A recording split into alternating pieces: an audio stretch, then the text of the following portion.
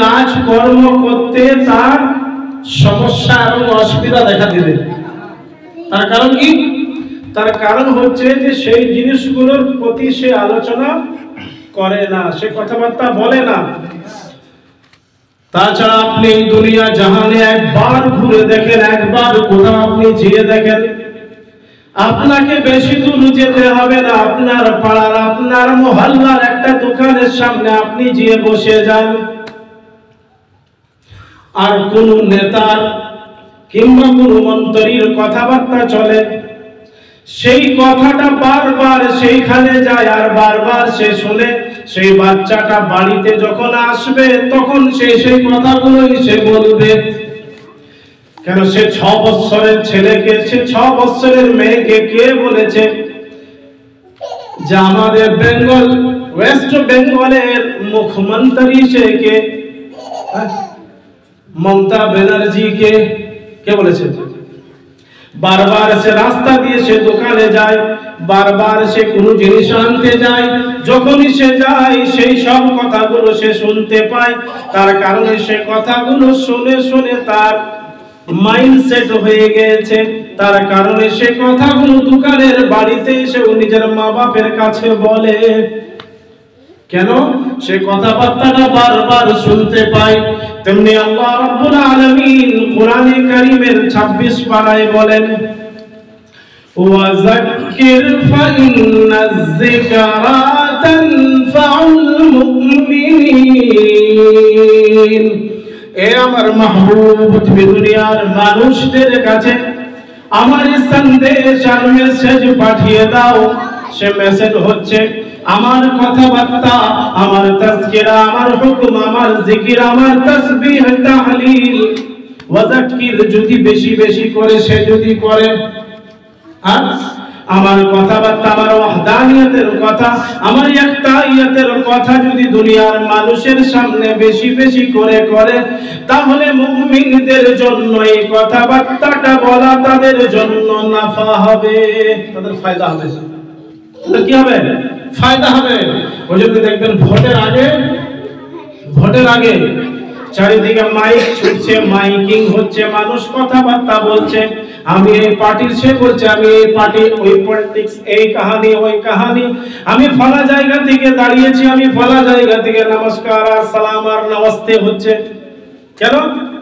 যাতে করে মানুষ যেন আমাকে চিনতে পারে, আমার কথাবার্তা যেন তারা শুনে, আর সব রকমের কথাবার্তা শুনে আমার কথার উপরে যেন তারা চলে আর আমাকে জিতিয়ে দেয়। তেমনি আল্লাহ রাব্বুল আলামিন বলছেন, আমার মাহবুব ওয়াযাক্কির ফাইন্নায যিকরা, আপনি বেশি বেশি করে আপনি নিজের উম্মতদের কাছে আমার ওয়াহদানিয়তের, আমার একতারিয়তের, আমার রাবুবিয়তের কথাবার্তা আপনি শোনান। আপনি যদি বেশি বেশি করে শোনাবেন, আপনি যদি বলবেন, তাহলে মুমিনদের জন্য নাফা হবে, তাদের ঈমান আরো বেড়ে যাবে। ঈমান কি হবে? ঈমানও বাড়বে আর আমলও বাড়বে। কেন? আমি আপনি দেখতে পাই আমার ঘরে নওজওয়ান ছেলে আছে, নওজওয়ান বাচ্চা, সে নওজওয়ান বাচ্চা কাজ কর্ম করে না, কিন্তু মহল্লার ছেলে মেয়েরা, মহল্লার যাদের সাথে সে উঠা বসা করে, তারা সব সময় তাকে ঠোকার মারে আর বলে যে বাপের আর কতদিন খাবি, বাপের আর কতদিন খাবি, কাজ কি তুই করবি না, কাজে কর্মে কি যাবি না। আবার ওইখানে এইসব কথাবার্তা শুনে আসে, সেই কথাবার্তা শোনার পর আবার বাড়িতে আসে, বাড়িতে আসার পর মা বাপ দুইজন মিলে বলে যে আমার যেমন 4টে সন্তান, আমার 5টা সন্তান, 4টে সন্তানই আমার কাজ করে, বেটা তুই কখন থেকে কাজে লাগবি, তোর সংসার কি করে চলবে, তোর কাজকর্ম কি করে হবে, আমরা যতদিন এখন বেঁচে আছি সব ঠিকঠাক চলে যাবে, কিন্তু আমাদের চলে যাওয়ার পর তোর জীবন, তার সংসার আছে, সেটা তুই কি করে বুঝবি।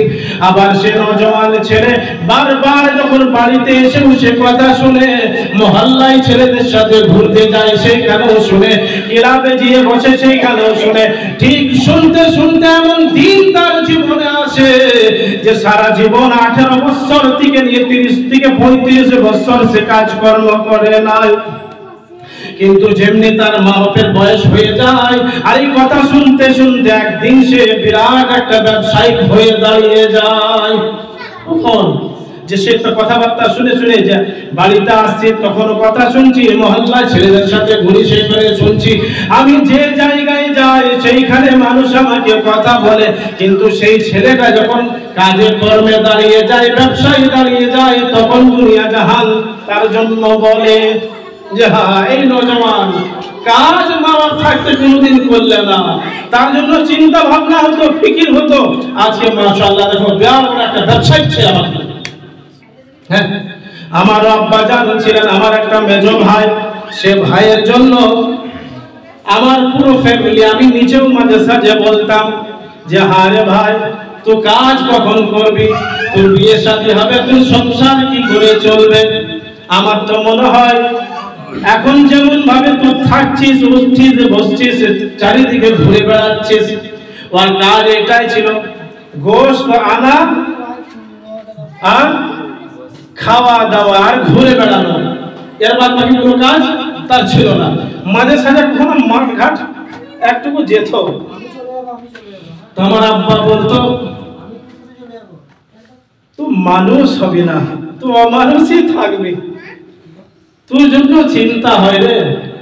তো আমার আব্বা যখন মাঝে একবার শরীর খারাপ হয়, তখন আমার আব্বা জান বললে মজিদ তাহলে এক কাজ তুই কর, তাহলে আমি নিজের কাজটা ছেড়ে দিচ্ছি, আমি চাকরিটা ছেড়ে দিচ্ছি, আমার বদলে তুই কাজ কর। কিন্তু অফিসে কথাবার্তা বলার পর অফিসার সাহেব বললেন যে আপনার বয়স অনেক হয়ে গেছে, আপনার ছেলের চাকরি হবে না। এই করতে করতে দিনের পর দিন, রাতের পর রাত পেরিয়ে যায়। এমনও সময় আসে যে আমার আব্বা দুনিয়া ছেড়ে চলে গেলেন।